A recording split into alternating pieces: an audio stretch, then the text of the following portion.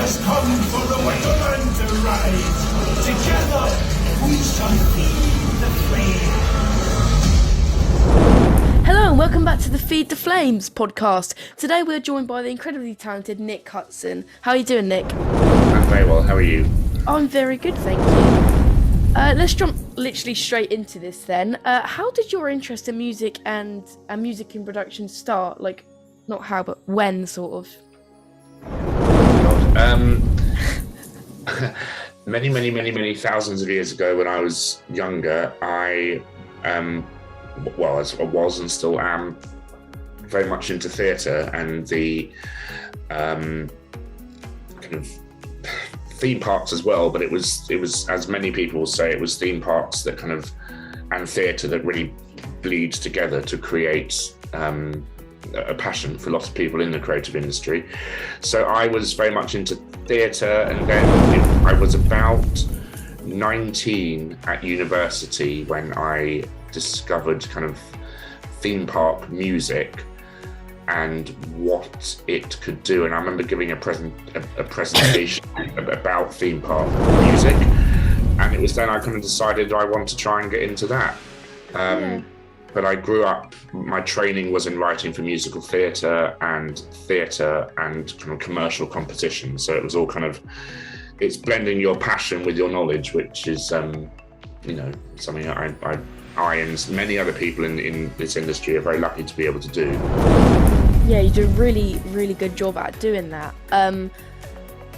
Talking about theatre, theme park fan, I got that right, didn't I? Theme park. You did, yes, fan. sadly. Yes. Sadly? Theme park fan and musical, yes. Yeah. Ask me about that because it's been so long since that's been part of my life. I can skip that if you want. No, go ahead. I just asked a specific question. Okay, how did the actual idea for it come about?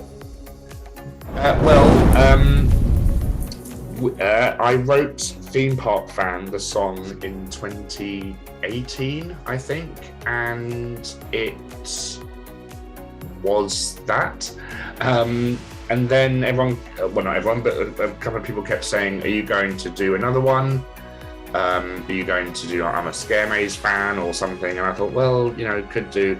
Then I kind of wrote the parody Feed the Flames Wicker Man song, which was kind of fun. Great. And then lockdown happened, and I was kind of toying with the idea of writing something, and Theme Park Fan just happened to be one of those things, and it was very, very enjoyable, very difficult. I'd written, it took me about a year to write the whole thing. Oh, wow. Well, not a year, March to December. So March, April, May, June, like 9 months to give birth. And then in December to February, it really kicked off with all the other people jumping on board and helping, like Owen and Brian and Dylan and Kieran. And it just came into that really, and people seem to really, really like it, which is wonderful. And people still, send me, they might be in Spoons or something, and the Spoons song will be on people's minds and stuff. And it's just nice that it's kind of it brought everyone together, and we were very lucky to be able to release it on the night where everyone should have been in Blackpool. Yeah. That was kind of the real joy when we were able to do that and bring about an evening everyone together with one thing on their mind, which was nice, and it was I'm very, very proud of it, so thank you for asking. You absolutely should be. It's really, really good. I enjoyed watching it. Moving on just swiftly, that's all I really had to ask about it. I really did enjoy that though. Your work with Thorpe Park for Oktoberfest. Yeah, Detonator. That's a whole load of... It's a whole load of something, isn't it? I don't know why the Detonator track has been taken by so many, has been taken into so many people's hearts.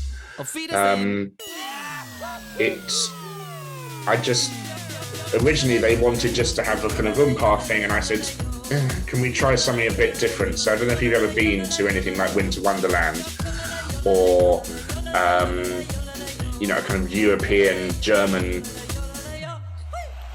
fair, where they have these kind of mad showmen running these rides, and that's what I wanted that to be. It's almost like my own homage to Hangover at Winter Wonderland, if you've done that ride, where you've got this kind of mad guy in the booth at the bottom kind of saying, do you want to go higher? Do you want to go faster? And all that kind of stuff. So that's what we did for that. And it's got that little bit of yodeling fun in it. And people just seem to absolutely adore that track. They turned it down across the park, which is probably a good choice from when I went last time. But it's Detonator, Umpar Rapids, and Bavarian Bingo, and the Stealth launch are all kind of the fun Oktoberfest stuff. I love Oktoberfest, I really do. I think it's one of the highlights of the year now for Thorpe and for me personally, because it's so happy.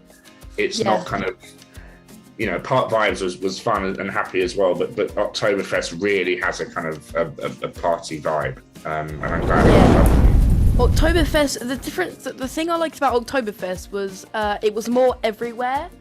Park Vibes, it was...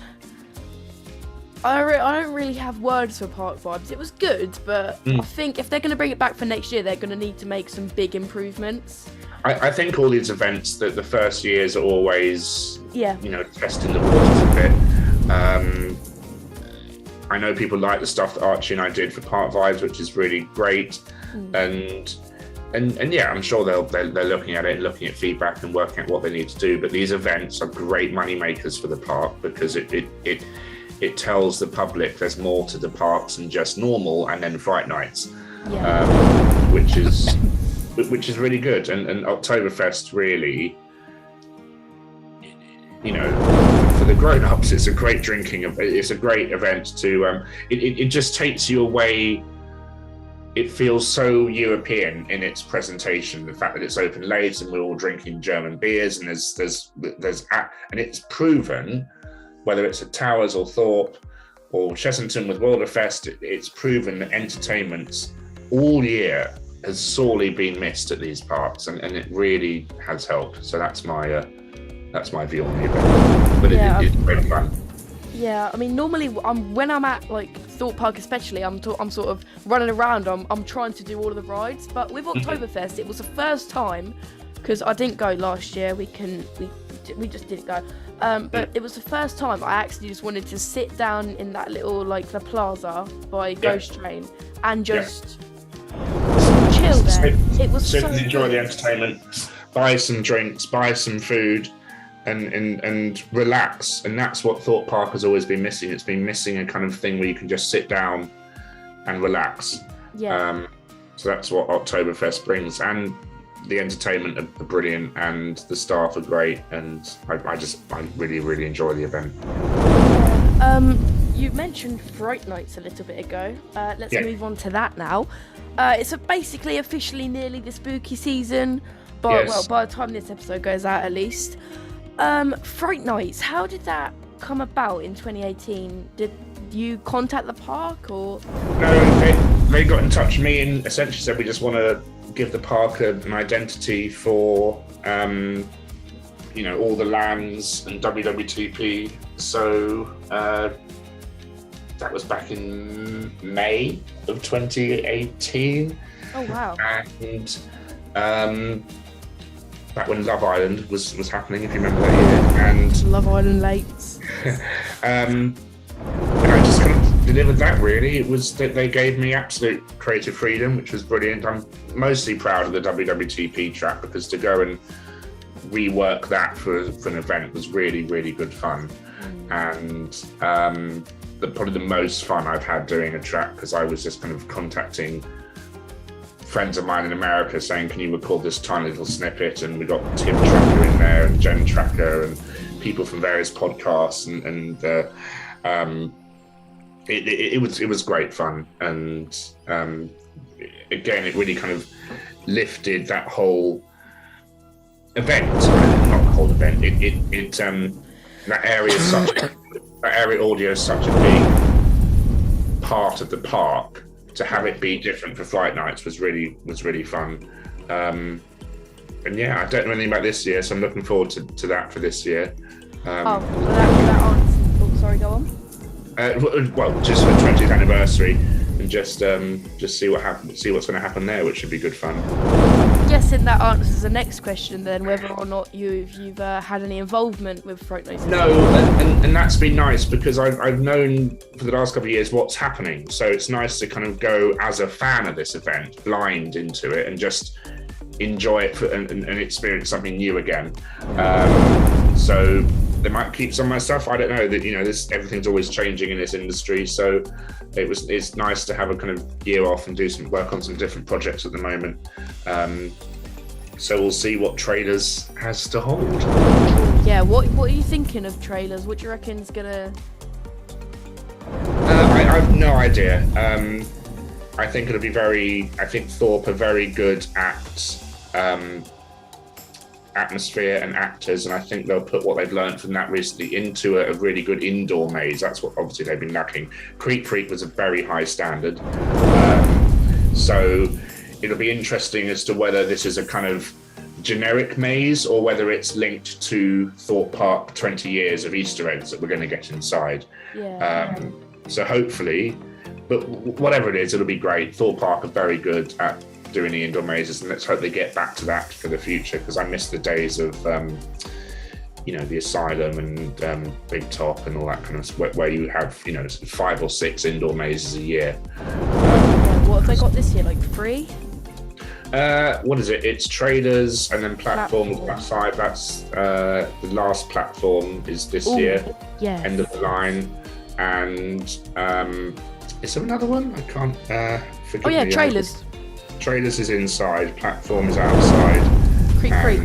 Creep Freak Massacre is both inside and outside, which is going to be interesting.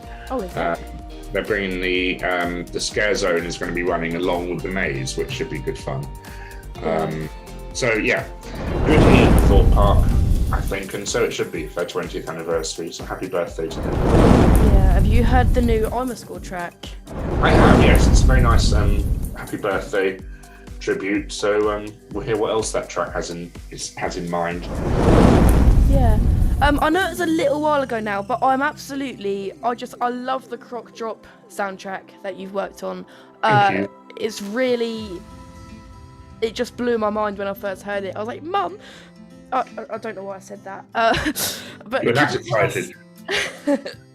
Could you tell us a little bit about the process that went into making it, and where did you make the story? Did the park make the story, or?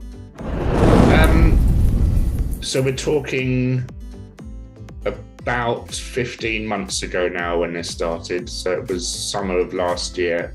It was actually my birthday. I got told I got the job, which was quite nice. I remember that very vividly.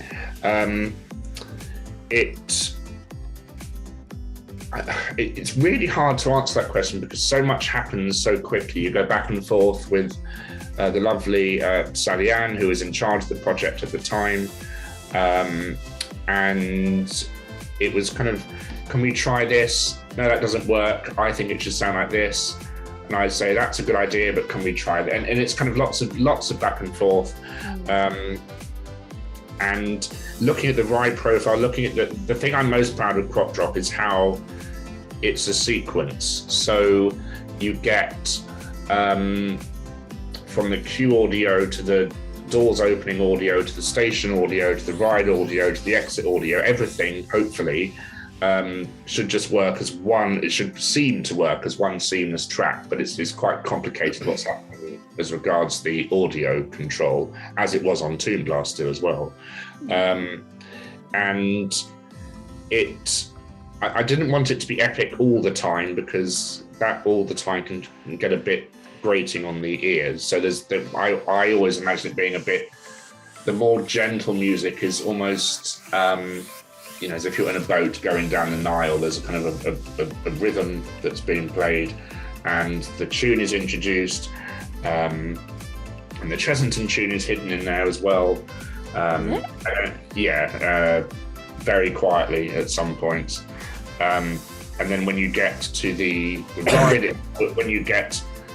it has peaks and troughs in the queue line audio. Then when you get to the ride itself, you've got the chanting in the station, which was done by my good friend Owen, who also did Theme Park Family Musical with me, Brave the Drop, Release the Curse.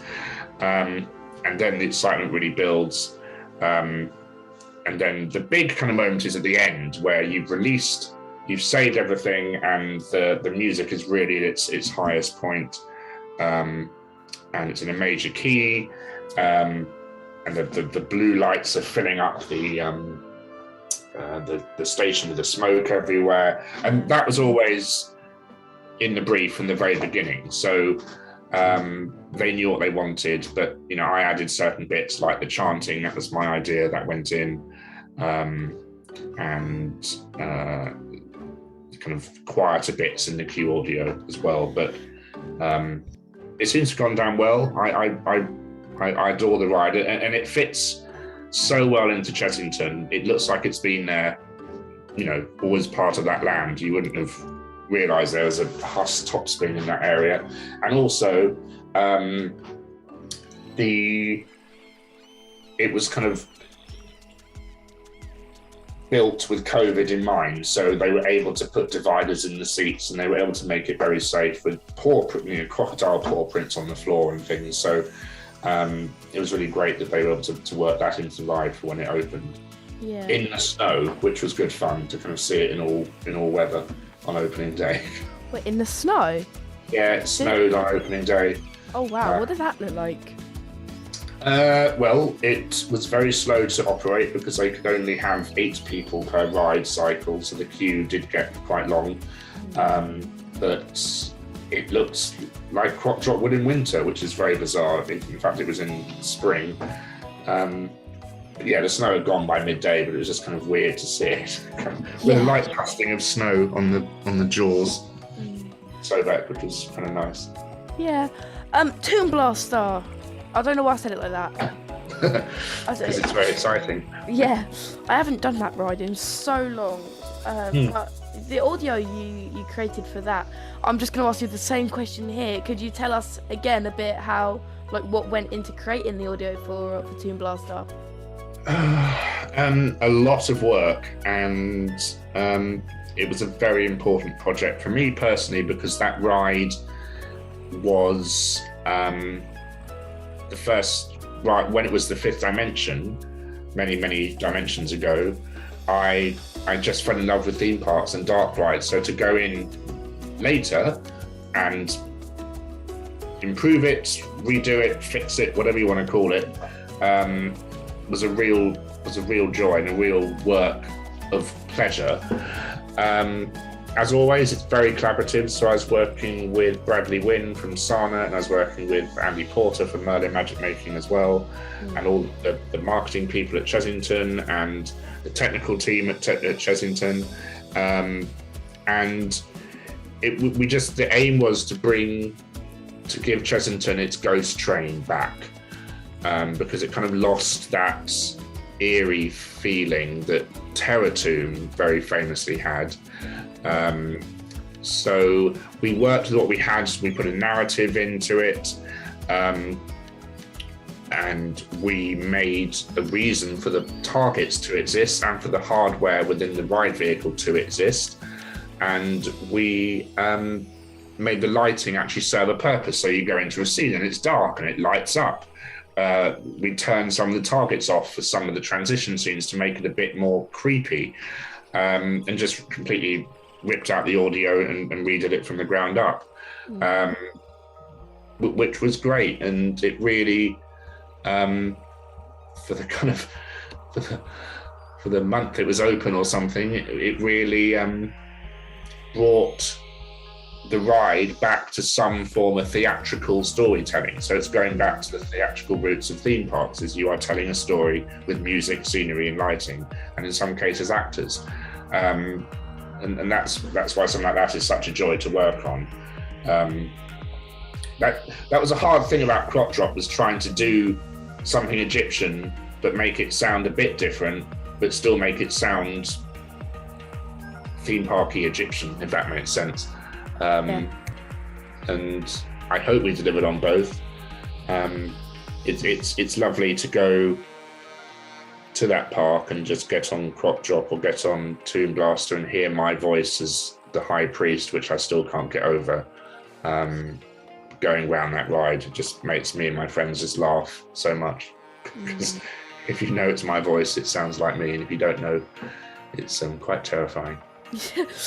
Moving on to sort of like a different, well, I don't know what I'm trying to say. It's still music, but it's not necessarily themed. I'm just going to ask it. Why is music important in the world of theme parks? And what is it used for? Music is important because it can take us to a world where we otherwise couldn't be, and it immediately it started raining, which is very nice. Sorry, it immediately by using instruments and certain scales and colors and timbre, it really says, oh, I'm in China now, I'm in Mexico now, I'm in Egypt now, or I'm in a haunted house now, or whatever. On a more storytelling level, you can do many things with it. You can either have the music be part of the story that you're in, so not necessarily music, but sound design. So you can have people behind, you could have a speaker behind a window, and you could have something happening in that room. So immediately you're enhancing the story beyond the set that you're in. And it makes it seem more real to life, because you might hear, I know at Disneyland on Main Street, they have a sort of piano lesson going on the second floor of the building outside, and they have a dentist with a drill going. So it's just simple sound effects like that, but it kind of puts you in that moment. And that's more sound effects over music. And it's interesting, we say, oh, this land is so immersive, the music is really great. But we've seen now with Galaxy's Edge and what people call Star Wars Land at Disney, there is no area music, there's no orchestra playing, because they wouldn't be in real life. And so if you're walking around, I always say this example, if you're walking around Harry Potter thing at Universal, it's so immersive, but why is there an orchestra playing? That wouldn't be happening in London in real life. So does that help with the immersion, or does it ruin the immersion? Then you're getting into a talk of film scores and iconic tunes and stuff like that, but that's different. So a theme park is always heightened reality, I think. So that's what music can do. It heightens the reality of where you are at that given time, and it helps tell the story, and it puts you in an era and a mood and a specific location. Yeah. It does.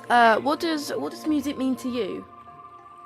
I actually don't listen to much music, so people are always surprised about that when, so what music do you have on to relax? And I don't listen to music to relax, because my mind is constantly churning away with music. I'm not able to listen to it without thinking, oh, what's that part doing? What are the chords here? Do those lyrics work? What's happening underneath everything? So music to me is, well, it's what I do, but other than that, it's you listen to it and you just get you're impressed by other people's talent. So in some ways it makes me quite sad, because I listen to some music and I think that's amazing, I will never be that good, or listen to some music and it annoys me. So it actually annoys, it makes me upset when, ironically, you go to a restaurant and they just have background music playing. And I think, what purpose is that serving? It's not themed to the restaurant. Why have it on? Music is made to be listened to, not just to have in the background, which is ironic considering what I do. But again, it belongs in a theme park, and there are people such as yourself, and you're very kind that people do notice it and do listen to it. Some people stand there by the speaker and record it all, which I find quite hilarious. But yes, so that's what music is to me. It's a way of appreciating other people's talents, and I wish more people did it for that as opposed to just kind of listening to it in the background. So I like Weatherspoons because they don't play any music. Do they not? I've never really noticed that. Yeah. I go in there most weeks as well with my nan. You notice it if it were there, you notice it, and you don't notice it if it's not there. Yeah, that's different with sort of like, you couldn't really say that about theme park music though. Well, some theme park music. Yeah, but it's part of you expect music in a theme park, but in a restaurant, I don't really think it should be there personally, unless it's there to enhance the theme. If you know, Pizza Express, for example, should play Italian music. Yeah. But they don't. They play rubbish, from what I've heard, and which is why, you know, what purpose is that serving? But that's another rant altogether. But that's a very good question. Yeah, like stereotypically, like I'll say posh restaurant. A posh restaurant. That would stereotypically have like a live band there. Yeah, they might have a gentle. I mean, more so in America than here, but they might have a jazz pianist or something like that playing very quiet in the background, which is nice because you're able to watch someone perform it. Live music is different to kind of just the same stuff on the speaker, and yeah, that's it's really difficult. I'm very strange when it comes to my tastes. I like listening to music where talent is very evident, if that makes sense. Yeah. What is your favourite project that you've ever worked on? I don't know why I said it like that. No, I thought you were going to ask that question, and again, it goes back to what I was saying. I love them all, but I can't listen to anything from them because I would think, I could have done that better, or I wish we could have done this. So it's not. Music is made to be heard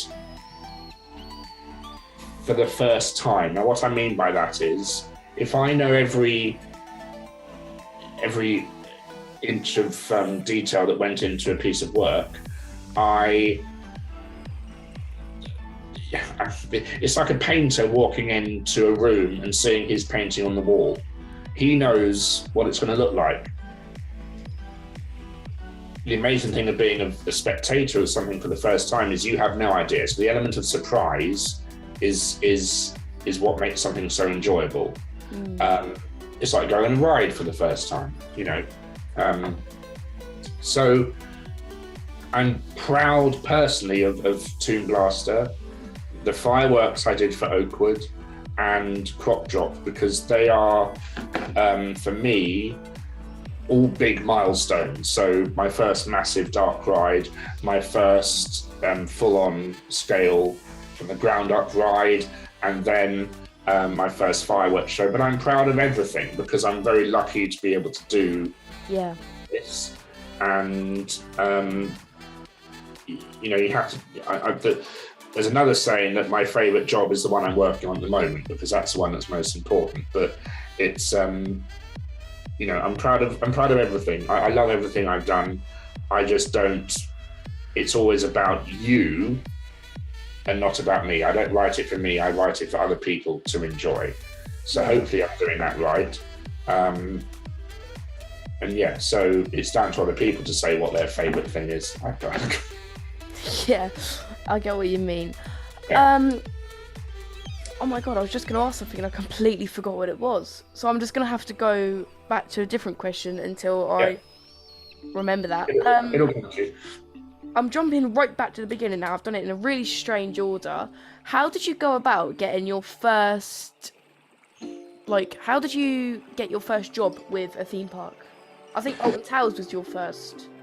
Alton Towers was my first UK theme park, but I'd done stuff for a park in Malaysia called Sunway Lagoon, and that was through a friend I made doing my musical theatre podcast, who was working for the company called Southern Impact Entertainment at the time, and they were building an edutainment attraction based on Cleopatra, at Sunway Lagoon, and they said, let's give Nick a go. So I did another Egyptian soundtrack for them, and then I went on to do their Nights of Fright based on that, and then I went on to do their Ghostbusters attraction for Six Flags in Mexico, and through there I was able to get someone called John Wardley to write to someone at Alton Towers to suggest me for projects, and that is how Scarefest in 2015 came about. So without those previous gigs, I wouldn't have been able to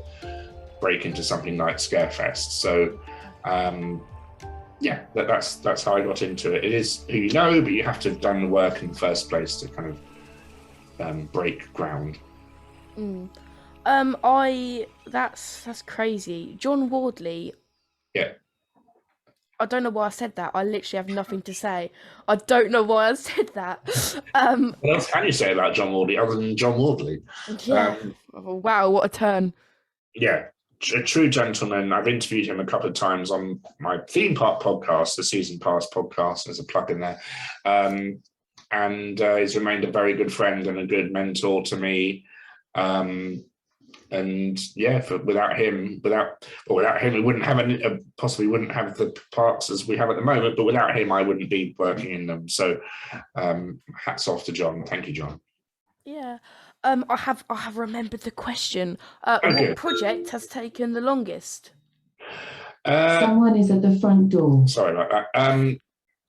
Project taken the longest. I would say the project that surprisingly took the longest was Bouncezilla for Thorpe Park, because that had no original music in it. That just had tracks beat matched to a beat, but it was very detailed as regards the transitions between one track and the other, and the script writing that John Burton and I did for that attraction, and getting the voiceovers recorded. Voiceovers take sodding ages because everyone has an opinion on how they should sound, and scripting and all that kind of stuff. So that Bouncezilla took about 5 or 6 months to do. I don't know if you experienced Bouncezilla, but and to counter that, the quickest job is probably the second fireworks show I did for Oakwood. I did in 5 days.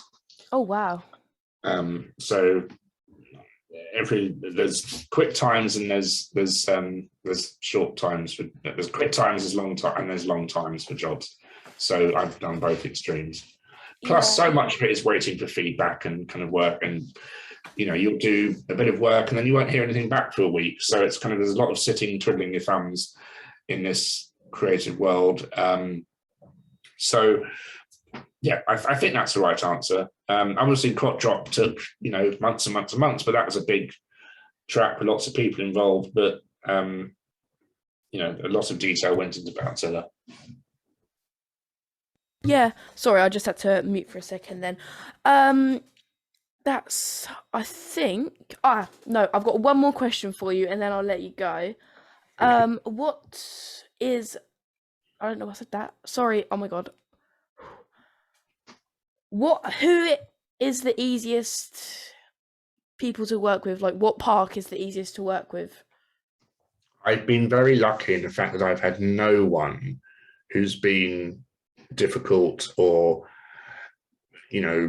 arrogant or anything like that, because you do this because you love it. And everyone I've worked with has been brilliant. Sometimes they let you just go on with it. Sometimes they like to have absolute say over everything, and that can lead to discussions, I would say. But if you're working for a big client, you have to remember you are serving them. It might not be the right choice, but if that's what they want, you have to deliver it. Yeah. Amazing people I've worked with. I won't name names because it's not fair. But I've been very good working relationships with parks, and so there's been no challenges yet, touch wood. But a lot of it is down to how you present yourself. a lot of it is down to how you work with other people. And talent is such a small, I mean, it's massively important. You need to be good at what you do, but so much of how you present yourself and how you work with other people is very important as well. So yeah, everyone I've worked with has been amazing. I know that's a cliche to say, but it is true. And yes, I'm very, very happy about that. Yeah, alrighty, I think we're going to wrap it up here. You can find all of Nick's socials in the description. Thanks so much for coming onto the podcast. It's been a pleasure to have you, and thanks so much for your time. All right, Callum, we'd love to talk to you. Thank you so much. You too. I'll see you soon. Bye. Bye.